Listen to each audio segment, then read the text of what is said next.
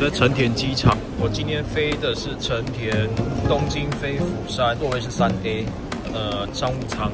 然后在成田机场是第2航厦，然后这有专属的 check in 通道，然后带大家来去 check in。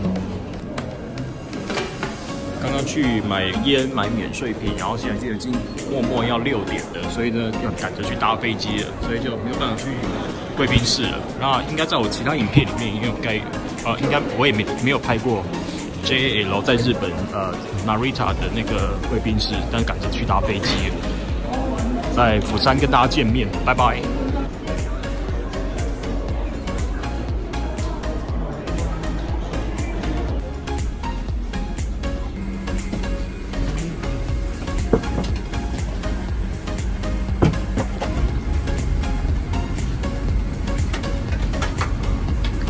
今天搭乘的是日本的航空公司，日本航空公司就是好，你看它有衣架可以挂西装套装，然后今天飞的是从Narita 到釜山，然后今天的机型是767-300的，算是比较新的767的机种。我的位置是3A， 有一个自己的萤幕，然后是个人的位置。它的商务舱配置是121，中间是2个人的，然后过来是2窗都是1个人。今天看似商务舱很多客人，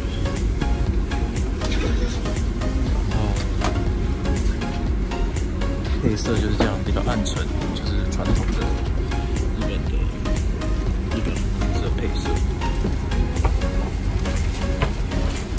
空服员会帮你挂外套。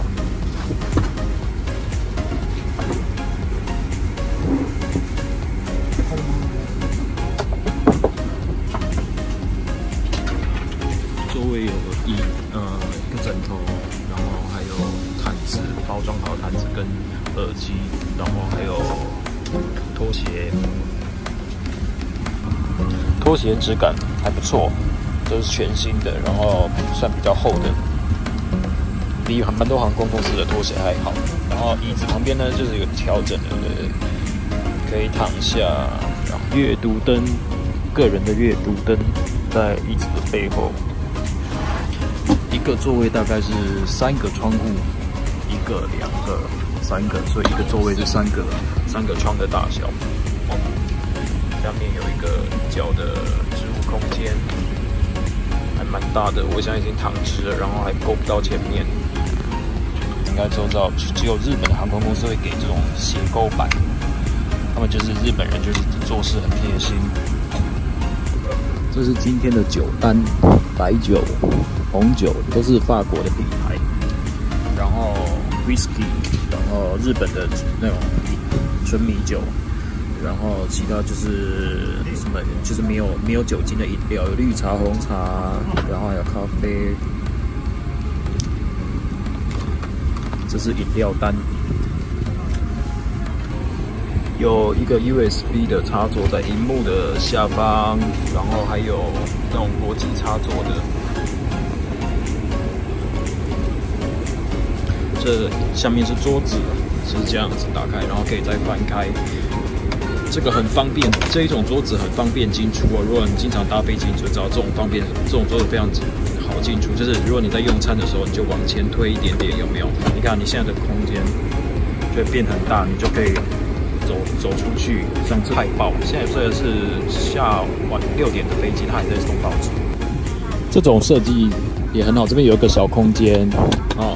如果你飞长途的时候，你就会有一些，你就可以放一些比较私人 personal 的东西，有没有？就放进去，然后关起来，就是在你睡觉的时候，或是你要离开座位的时候，就还不错。然后，它的耳机孔在这边，这里双孔的耳机孔。椅子质料是布面的，不是皮的，躺起来是还蛮软、蛮舒服的。配色也很简约、很大方。今天我们的飞行路线是直飞，从东京飞到韩国釜山。今天是2月18号，2019 2月18号。WiFi JL 的 WiFi 的费用是1个小时，如果你有会员，当然是9块多、12块多、16块多，吃到饱。所以，但是它还蛮贴心的哦。很多商务舱它是不会教导你，它是没有一个就是 duration 的，然后这个还有一个的就是一个说明的，你看它还可以跟你讲，你要怎么，你看还有一些功能有没有？好，所以你不会这种说有些老人家他坐上去，然后因为各种机型，即便同个航空公司，你不同的机型它的位置都不太一样，所以你看有时候你坐你也不知道怎么调整，你就必须要请教空服人员。然后你看它还不错，它有一个说明的，让你了解，你可以自己调整，而且还蛮详细的哦，连荧幕的说明，哪里可以放水，哪里放耳机，然后你的遥控器在哪里，它都有说明。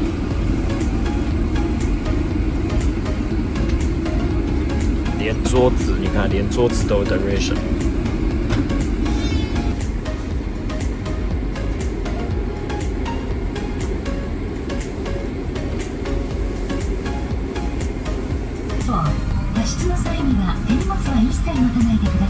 6点30分，飞机后推，然后就播那个 security 的 video。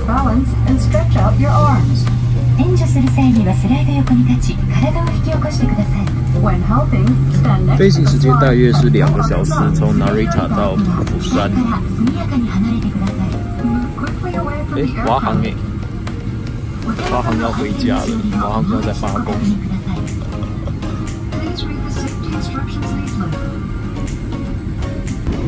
它的日本航空这个很败点，它的那个耳机啊是用那个我们的市场的塑胶袋包。我知道的越南航空也是，然后还有 JL 也是，而且耳机感觉不是很高贵。通常航空公司的那个商务舱的耳机都还蛮好的。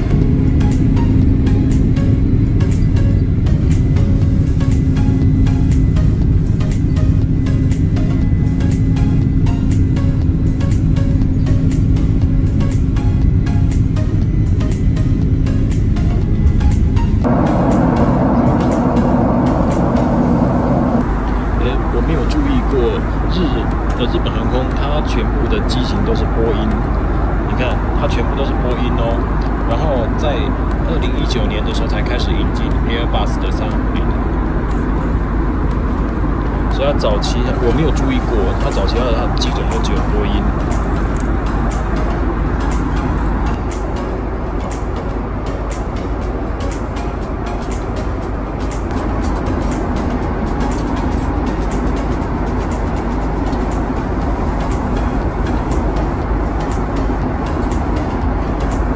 这是前菜，有凉的，然后这好像是鸡肉，这也是鸡肉，然后生菜沙拉，然后还有个海带汤。